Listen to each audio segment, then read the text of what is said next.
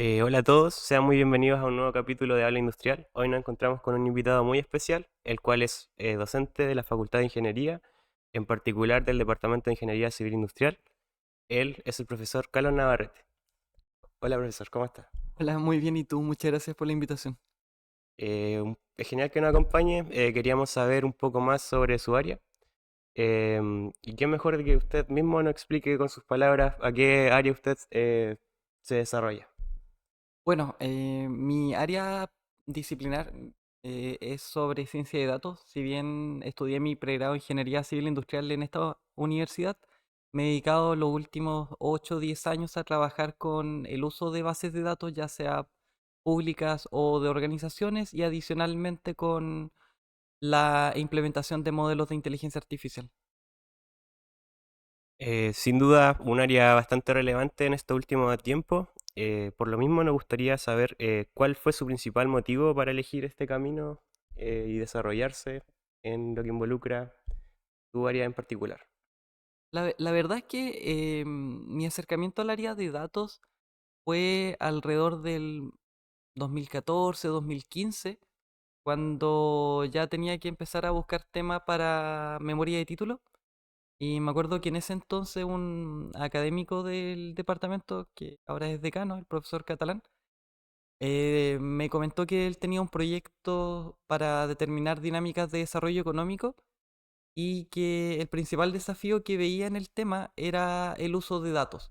Ya, mira, existen datos de patentes, pero la verdad es que para poder lograr los análisis que se esperan hay que ocupar estas bases de datos que eran millones de registros y me propuso el desafío y la verdad es que acepté. En ese momento yo me dedicaba a trabajar en programación, en algunos proyectos, pero nunca un acercamiento tan directo al área de datos. Y desde ese momento, ya sea 2015, 2016, empecé a trabajar de lleno en ciencia de datos. Eh, Genial cómo tomó ese ritmo. Muchas veces los profesores son quienes nos guían en este camino y también nos motivan a seguir hacia adelante en esta, principalmente como usted dice, en el proceso que es de memoria de título. Uno recién va sabiendo más o menos para qué área dirigirse finalmente como estudiante.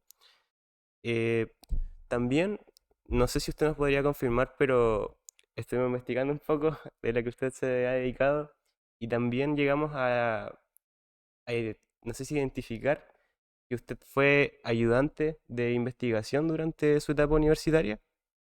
Correcto. O sea, en el marco de este mismo proyecto que trabajé sobre desarrollo económico, me dediqué a ser ayudante de investigación. Eso fue durante el último año de carrera. Por lo tanto, me tocaba compatibilizar tanto las clases de último año, los cursos electivos, pero también con labores de investigación, ir recolectando datos, ir haciendo ciertos análisis que apuntaran en la dirección del proyecto de tesis, finalmente. ¿Cómo fue este cambio desde desarrollarse en el área como un estudiante a finalmente ya desarrollarse como un profesional? ¿Cómo fue este cambio? Mira, la verdad es que personalmente tuve por una parte mucha suerte en el sentido de que cuando yo empecé a trabajar en temas de datos era un tema que si bien estaba en boga, pero era relativamente nuevo. Por lo tanto, cuando, cuando me titulé de la carrera, no habían tantas oportunidades para trabajar en ciencia de datos como lo hay hoy día. O sea, había muy pocas. Y por lo mismo me tocó hacer una especie de camino propio, ir armando como ya sea equipos de trabajo desde concepción, tratar de ver otras alternativas distintas, porque si hay algo que cuando salí tenía claro es que me quería dedicar a esto. Eso fue como lo que me hizo empezar a ver ya, qué es lo que puedo hacer para dedicarme a esto en un rubro de que hoy, en el momento que egresé, que es el 2017, no es tan común. O sea, no es tan en boga como hoy día que tú puedes postular a múltiples posiciones que ya te están ofreciendo roles en ciencia de datos e inteligencia artificial. Claro, hoy como usted lo menciona, durante este último tiempo más que nada, el desarrollo de esta área en particular se ha desarrollado mucho más y también es mucho más común hoy en día también hablar sobre el tema. Y desde este punto, ¿cómo ha visto esta evolución dentro de su campo laboral desde que llegó hasta el punto de hoy en día? Yo creo que el principal cambio que ha ocurrido en el área de ciencia de datos es que hace 10 años se pensaba que las personas que se dedicaban a datos era exclusivamente gente que manejara skills de programación muy profundos. Y como que muchas veces gente de otras áreas disciplinares distintas a ciencia de la computación decía, bueno, esto no es para mí porque en realidad lo que se requiere es alguien que programe mucho, ¿ya? En cambio, la ciencia de datos o temas de inteligencia artificial, para mí el principal skill es poder entender las dinámicas que se van dando en los datos. Además, allá, para mí, más importante que el código mismo que tú escribes, para mí lo más relevante es el cómo entiendes la dinámica, ya sea social, la dinámica que está detrás de los datos. Y eso es un skill que se ha ido siendo mucho más preponderante en los roles de ciencia de datos hoy en día. ¿Ya? Y también se ha ido un poco derribando este mito de que solamente si tú eres experto o experta programando puedes trabajar acá. Claro, de ahí tocó un punto en particular que nos llama bastante la atención, que es, se tiene este prejuicio de que alguien que se desempeña en la ciencia de datos es alguien netamente relacionado con el área. Pero ¿cómo nosotros como industriales podemos desenvolvernos en esta área? ¿Qué es lo que diferencia a un industrial si es que participa en el área de ciencia de datos o inteligencia artificial? Mira, un ingeniero o ingeniera industrial tiene por formación un perfil muy polivalente. Tiene formación en finanzas, tiene formación en marketing, tiene formación en contabilidad, en procesos en gestión de calidad, en temas de gestión de personas. Y cuando uno ve los problemas de ciencia y de datos, cuando tú estás identificando una dinámica, no solamente estás analizando datos sin un contexto. Tú estás analizando datos porque tienes que resolver un problema que puede estar aplicado en finanzas. Por lo tanto, algo que he visto del perfil de industrial es que tú puedes conectar muchos puntos que van propiamente de tu formación interdisciplinar. Porque si tú tienes que enfrentar un problema de sustentabilidad, tú tienes una formación en asignaturas del área, tienes una formación en economía que te permite decir, bueno, quizás yo no puedo resolver directamente el problema con los conocimientos que tengo hoy día, pero sé perfectamente a las áreas que tengo que ir a buscar más información, porque sé de cierta manera el contexto general. ¿Y qué habilidades usted cree que son relevantes para las personas que se desempeñan en el área? Para mí la habilidad clave es la curiosidad por aprender y y la resiliencia, porque muchas veces el proceso de análisis de datos es un proceso muy lento y muchas veces a la primera uno no tiene los resultados que uno espera. Por lo tanto, estamos hablando de procesos iterativos que puede estar una semana, 2 semanas, un mes, para recién empezar a entender el problema que está detrás de los datos. Por lo tanto, muchas veces es manejar esa ansiedad de querer un resultado rápido, de decir, bueno, esto me va a tomar más tiempo del que pensaba y seguir profundizando porque hay veces que uno dice, bueno, yo sé que puedo encontrar algo en este registro de datos, pero no lo encuentro inmediatamente. Y eso es algo que uno tiene que ir, que es una habilidad para mí crucial, más allá de saber una cierta tecnología o no, porque yo soy de la idea que todo lo que es tecnológico es algo que se aprende en el camino. Ya, por lo tanto, más allá de decir, bueno, voy a trabajar con A o con B como herramienta, al final el skill que siempre es inherente a la posición que estés es esa capacidad como de curiosidad por aprender distintos fenómenos, etcétera. Así como menciona la curiosidad, yo creo que también es muy relevante la paciencia en ese ámbito, porque usted, como decía, desarrollar un código y lograr entender una base de datos puede ser muy complejo, así como también llegar a responder una pregunta que se plantea la investigación inicialmente. Em, En este tema como de las investigaciones, ¿qué nos podría contar como algo que has desarrollado durante este último tiempo? Bueno, principalmente yo, como les contaba brevemente al inicio, me he dedicado mucho a entender dinámicas de desarrollo económico de países y a determinar fenómenos de polarización y temas de división ciudadana. Por lo tanto, yo me dedico mucho tanto a la recolección de datos, también temas como les decía, como recolección de datos, temas de entendimiento de fenómenos. Y, por ejemplo, el artículo que estuve trabajando durante mi tesis de pregrado, en conjunto con el trabajo de otros colegas, fue publicado en un journal que se llama Research Policy, que es uno de los principales líderes en investigación en política pública. Y, por ejemplo, parte de mi investigación doctoral fue publicada en un journal que se llama Nature Human Behavior, que también es parte de los líderes en áreas de estudios multidisciplinarios. Entonces, esto sin duda también puede tener un impacto, no solamente como usted mencionaba, quizás por beneficio privado, también es algo que puede tener como mucha implementación y muchos beneficios también para el sector público. Es que gran parte de los estudios que al menos que yo he trabajado tienen que ver más que con identificar un gap en la literatura, tienen que ver con poder resolver problemas a distintas comunidades. Por lo tanto, para mí, cuando me dedicaba a estudiar el tema de desarrollo económico, nunca mi motivación fue decir, bueno, es porque puedo estar programando, etcétera, sino mi motivación era ver cuáles son las razones por las cuales algunos países logran desarrollar tecnología y cuáles no. Y para mí el camino para lograr entender ese fenómeno era a través de datos. Por ejemplo, en el caso de polarización, mi principal motivación es decir, bueno, ¿cuáles son las condiciones socioeconómicas que hacen que ciertos países, estén más polarizados, etcétera? Pero siempre desde un approach de ocupar la ciencia de datos o ocupar algoritmos de aprendizaje de máquinas como herramientas más que como el fin en sí mismo.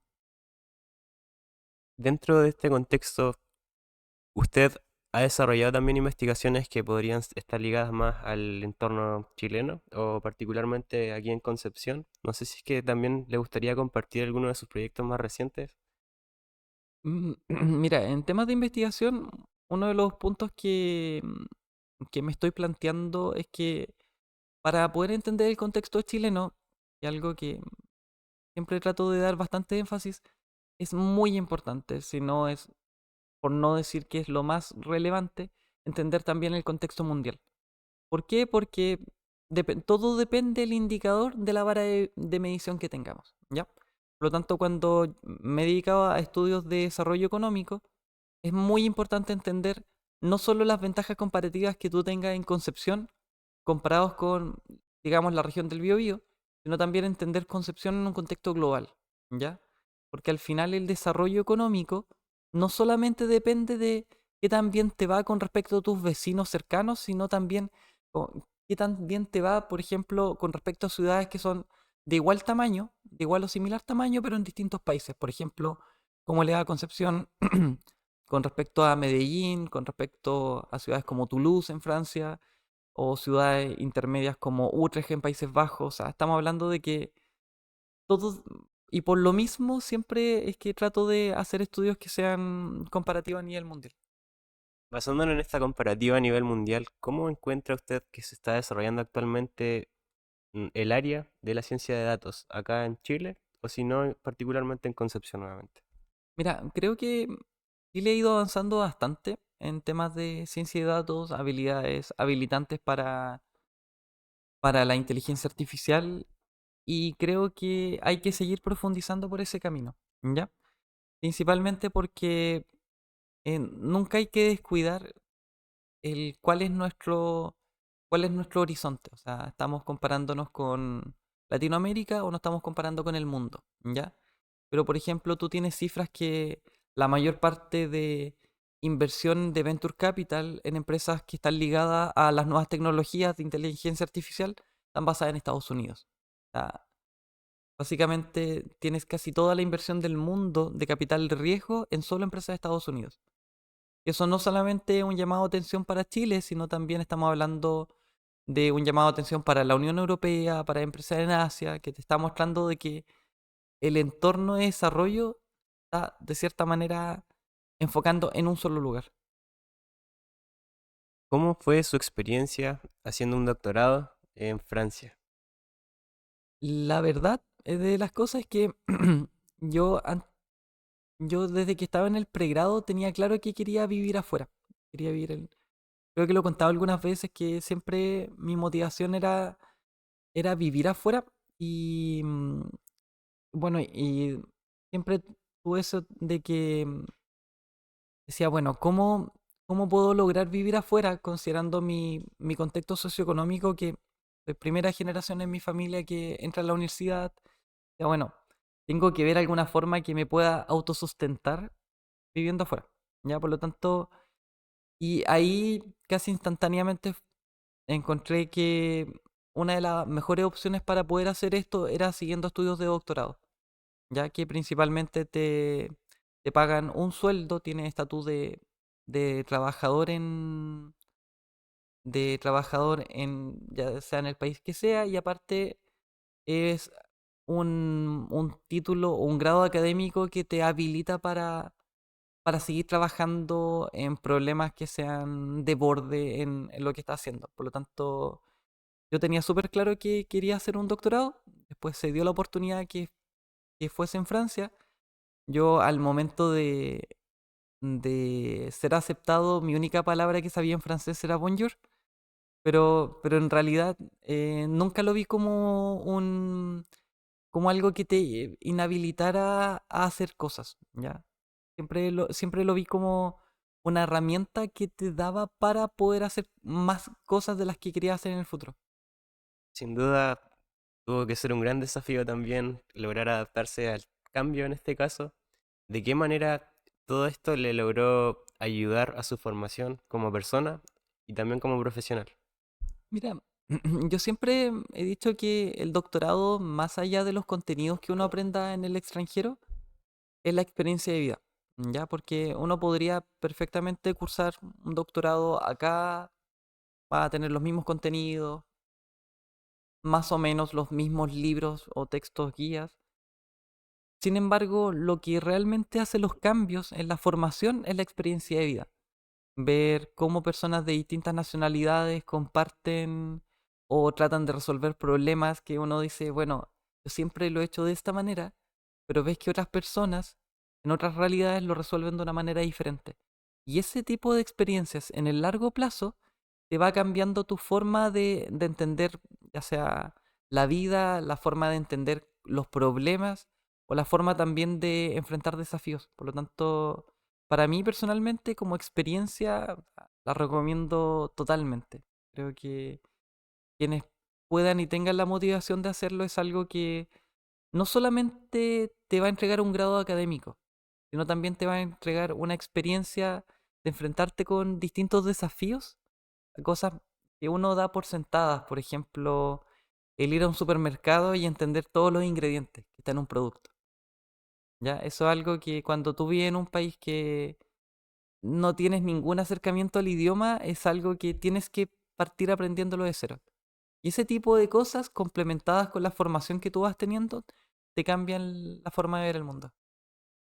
Definitivamente debe ser algo que aporta mucho valor a la persona también para conocerse a sí mismo y también adaptarse a distintas realidades y aprender de diferentes culturas. Basándonos, preguntándole a usted personalmente, ayer fue un estudiante tal como nosotros de la Facultad de Ingeniería Industrial. Hoy es profesor. ¿Cómo usted ve a los alumnos de Ingeniería Industrial? ¿O cómo ve su perfil? ¿Cómo los ve a futuro? ¿Qué piensa? Algo que para mí, y algo que siempre trato de repetir, en ingeniería industrial de la Universidad de Concepción tienes eh, parte de los mejores estudiantes de ingeniería de Chile. Y eso es algo que siempre deben tener muy claro, independiente de industrial, que es una carrera que tiene los y las mejores estudiantes, ¿ya? Y, y eso es complementado con una de las mejores formaciones que puedes recibir en Chile en torno a ingeniería. O sea, no solo estamos hablando de la carrera en sí, sino la posibilidad de que un estudiante pueda tomar asignaturas en otras especialidades de ingeniería, o incluso si tú quieres tomar una asignatura complementaria en la Facultad de Medicina, está a 5 o 10 minutos caminando, que es una realidad que no tienes en otra universidad en Chile, o en muy pocos lugares, ¿ya? Por lo tanto, creo que tanto el condicionante del campus académico como la calidad de los estudiantes hace que tengas uno de los mejores pregrados en ingeniería industrial en Chile. Sin duda, esto nos repiten eh, día a día los profesores, que es tanto para nosotros los estudiantes, que muchas veces no somos conscientes de que la Universidad de Concepción realmente es un lugar, se sabe que es de excelencia, pero que es reconocido a nivel latinoamericano. Siento que algo que nosotros mismos deberíamos sentirnos orgullosos y de esta manera lograr encontrar la motivación y seguir la disciplina para lograr nuestros objetivos. En esta, particularmente en su área, profesor, no sé si es que alguna vez le ha tocado enfrentar algún desafío, algo que le haya sumido, no sé si mucha, mucha preocupación. Mira, en general a mí me gusta tomar proyectos complejos, o sea, que muchas veces están asociados a temas estresantes, a temas de... Pero personalmente creo que son ese tipo de proyectos los que logran hacer cambios que son significativos en el largo plazo. Ya, por ejemplo, hace poco con mi equipo de trabajo lanzamos la plataforma del seguimiento de las elecciones en Chile con colaboración con la tercera. Y teníamos distintos desafíos de ingeniería. O sea, por una parte, tomar datos en tiempo real del CERVEL y dar los resultados correctos. Eso, eso por una parte, pero por otra parte dijimos, bueno, aparte de esto, nosotros vamos a desplegar datos a nivel de local de votación, georreferenciado. Por lo tanto, todo lo que uno vio en el proyecto, de cierta manera, fue solamente conceptualización de código entre un equipo de ciencia política y de ingeniería. Que iba viendo decir, bueno, esto es lo que podemos implementar, esto es lo que no se puede, esto es lo que hace la herramienta existente y esto es lo que no. Y estamos hablando de un proyecto que tuvo cerca de 1 millón de impresiones de páginas. O sea, eh, fue muy utilizado tanto el día de las elecciones como el día después. Eh, un proyecto de ese estilo siempre tiene, como te digo, manejar como la presión, manejar ansiedad, estrés, pero sin embargo, a mí me encanta trabajar en ese tipo de proyectos porque también te ayuda a mover la barrera de lo que tú crees que eres capaz de hacer. Por lo tanto, para mí es algo que te ayuda a que tu equipo diga, bueno, somos capaces de hacer un proyecto que sea de escala nacional y desde acá.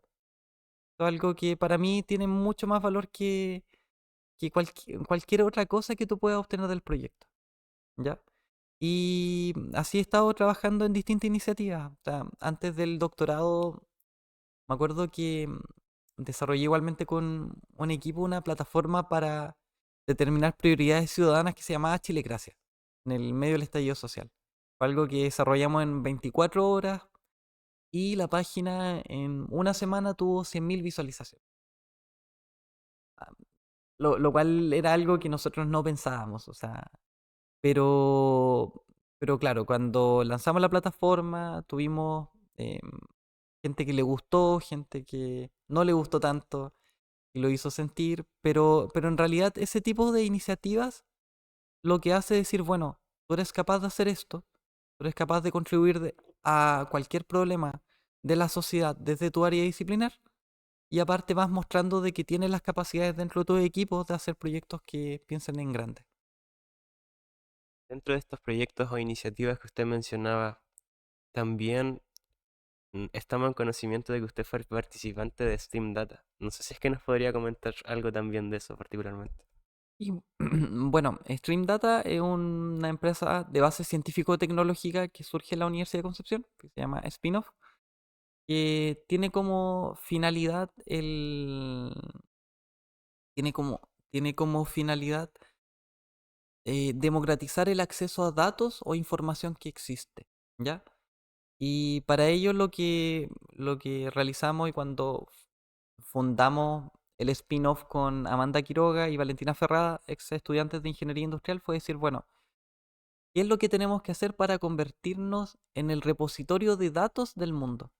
¿Qué es lo que tenemos que hacer para que cualquier búsqueda que sea del estilo cuántas empresas entre 25 y 47 trabajadores están localizadas en San Carlos, sea posible convertirla en una respuesta de una plataforma en cosa de segundos? Por lo tanto, Stream Data lo que hace es eso, es principalmente em, manejar cómo tú puedes democratizar el acceso a información de forma fidedigna y en tiempo real. Y que no requiera esta barrera de entrada de tener conocimientos técnicos o saber específicamente cómo manejar un conjunto de datos. Y eso es lo que se está haciendo como tecnología. Igual es un proyecto que vale mencionar y recalcar que son todos estudiantes o fueron alguna vez estudiantes de esta misma universidad. Entonces yo encuentro que esto para nuestros oyentes que son estudiantes, los invito a motivarse y quizás a atreverse a seguir con, en este caso, con sus proyectos e iniciativas, que sin duda pueden llevarse a la realidad. En este contexto, no sé si a usted le gustaría compartir alguna recomendación o consejo con algunos estudiantes que quizás se encuentran desarrollando algunos proyectos o le gustaría involucrarse en el área en la que usted se Mm, desempeña. Mira, el principal consejo que siempre doy es soñar. Como soñar de que uno puede lograr lo que se proponga, ¿ya? Porque para mí ese es el primer paso para que un proyecto que tú puedas tener en mente se concrete. El proyecto de la tercera es algo que veníamos soñando como equipo hace mucho tiempo. Al final, por circunstancias de la vida se concreta y nosotros estamos preparados para ese momento para poder llevarlo a cabo. Pero cuando uno no sueña con que puede hacer grandes cosas desde, ya sea desde Concepción, desde tu casa o desde el lugar donde sea, es muy difícil que las cosas pasen por sí solas. ¿Ya? Por lo tanto, independiente de que, de nuevo, que estés ya seas profesional, ya seas estudiante, nada impide que uno sueñe en proyectos, ¿ya? O sea, esto es como algo que me pasó muchas veces hace muchos años, que cada vez que yo decía ideas, por ejemplo, en datos, me decían, sí, pero tú no eres informático, por lo tanto tú no puedes hacer este proyecto. Y en el fondo a mí me motivaba mucho más a tratar de decir no, porque en realidad un área no define lo que tú vas a hacer en el futuro. O sea, si fuera por eso yo no trabajaría ni en elecciones, ni en datos, y me dedicaría a un área muy específica. Pero al final, como por eso digo, que lo más importante es soñar, y que nadie al final opaque con sus comentarios o sus sesgos lo que tú puedes lograr en tu carrera en el largo plazo. Sin duda, un consejo que es valioso para todos los estudiantes y también para las personas en general, no solamente los estudiantes. Pasándonos ya en su área particularmente, y creo que nos encontramos en las últimas preguntas. ¿Sí? em, ¿Recomienda su área? Totalmente. Ya, Principalmente, pero mira, la explicación para mí es la siguiente, que inteligencia artificial como concepto ha ido mutando bastante con respecto al tiempo, ya con respecto a los casos de uso que uno le puede dar, pero en el fondo es un área que está no solo para quedarse, sino también para poder repensar problemas que hemos tenido históricamente, ya como sociedad. O sea, lo que estamos viendo, por ejemplo, con los avances de ChatGPT, en realidad es la concretización de ciertos avances computacionales que te han permitido generar modelos que te generen ciertos caracteres que son coherentes cuando uno los lee, ¿ya? Pero hay un desafío muy importante en la inteligencia artificial y es que todo este tipo de modelos, más allá de tomar decisiones autónomas, siempre van a requerir la intervención humana que que esté validando lo que estén generando, pero también que tengan el toque de expertise de decir, bueno, esta respuesta que me da el modelo es coherente, puede servir. O esta respuesta que me da el modelo no es coherente, no se condiciona con lo que espero, por lo tanto no sigo. Y esto es algo que he visto mucho, que las mejores personas que he conocido que trabajan en ciencia de datos o inteligencia artificial son profesionales que tienen un conocimiento de disciplinar muy fuerte en el tema de las dinámicas sociales, ¿ya? Por tanto, para mí algo que distingue a una persona que masterea el tema de datos es que cuando ve un problema dice, no, este resultado del modelo no me hace sentido porque el problema de la dinámica social no se refleja así. En cambio, alguien que solo se queda con el entregable del modelo, para mí no te genera una diferencia tan significativa, porque no le entregas ese toque de decir, yo creo que el modelo está bien por este motivo, o yo creo que está mal por este motivo. No sé, es que usted tiene algún consejo también para aquellas personas que les gustaría involucrarse o empezar en el área de ciencia de datos. Algo que siempre vi como también fue la forma que yo me empecé a interiorizar en el área y que justo tuve la suerte de que tuve un grupo de amigos que igual les gustaba mucho trabajar en datos tam- y que nos tocó hacerlo el mismo camino de aprender de forma autodidacta, fue siempre trabajar con proyectos o iniciativas propias. Por ejemplo, personalmente nunca me resultó mucho seguir el ejemplo del tutorial sobre un modelo de Machine Learning. Al final lo que me resultaba más era decir, bueno, quiero predecir esto, qué es lo que tengo que hacer o qué herramientas tengo que ir adquiriendo para poder lograr este resultado. Por lo tanto, mi principal consejo es tomar herramientas o tomar problemas que uno puede tener en la vida cotidiana o cosas que te gustaría hacer e ir implementándolas como just for fun, como solo por diversión. Y porque a uno muchas veces se le olvida cuando uno quiere hacer un proyecto, ya, supongamos quieres hacer el Amazon. Y uno siempre tiene la visión del Amazon que está en 2024. Y cuando uno trata de hacer un proyecto, visto que las personas se frustran porque no llegas al entregable que te da Amazon el 2024. Pongamos en un modelo de clasificación. Sin embargo, Amazon es una empresa de los 90. Por lo tanto, en realidad, cuando tú partes, tú deberías juzgar lo que vas avanzando de acuerdo a las mismas etapas del ciclo de vida del Amazon. Por lo tanto, siempre digo, mira, cualquier proyecto que te lleve a aplicar una tecnología, por más rudimentario que se vea, siempre va a ser un proyecto que te va a ayudar a desarrollar la próxima iniciativa. Sin duda, eso nos pasa muchas veces cuando iniciamos proyectos que nos quedamos con... Hay que sentirse igual orgulloso de lo que nosotros desarrollamos y siempre viéndolo, como usted decía, como nuestro propio avance, porque no estamos viendo en este caso que es un trabajo, como usted decía, de una compañía que lleva años en el rubro, que tiene quizás varios profesionales, pero no es que eso no le quita mérito a nuestro trabajo que sin duda nos aporta valor a nosotros hacia el futuro. Entonces, es un buen consejo para todos nuestros oyentes que siempre siéntanse orgullosos de su trabajo y cada vez mejoren lo que van haciendo y sigan así hacia adelante. De esta manera, profesor, le queremos hacer la invitación si es que a usted le gustaría dar unas palabras a nuestros oyentes, a rienda suelta, como se dice, que como usted prefiera. Bueno, primero que todo, muchas gracias nuevamente por la invitación. Espero que le haya gustado la conversación. Y principalmente invitarlo a que, como les digo, que sueñen en grande, que no se limiten en los desafíos o problemas que tengan y nunca dejen que nadie les diga lo que ellos creen que ustedes pueden lograr en sus carreras profesionales. dependiente que se dediquen a ciencia de datos, inteligencia artificial, finanzas, nunca dejes que nadie te limite en el plan de carrera que tú crees que puedes lograr. Porque esa persona nunca va a tener la visión de lo que tú realmente eres capaz de hacer.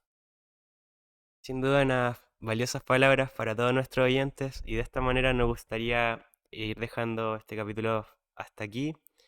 Le agradecemos su sintonía por escucharnos, por mantenerse hasta este momento y también queremos agradecerle a nuestro invitado, el profesor Carlos Navarrete. Un gusto tenerlo aquí como invitado. Muchas gracias por venir. Muchas gracias a ustedes. Nada. Y eso, nos despedimos aquí. Síganos escuchándonos para los próximos capítulos. Nos vemos pronto. Chao, chao.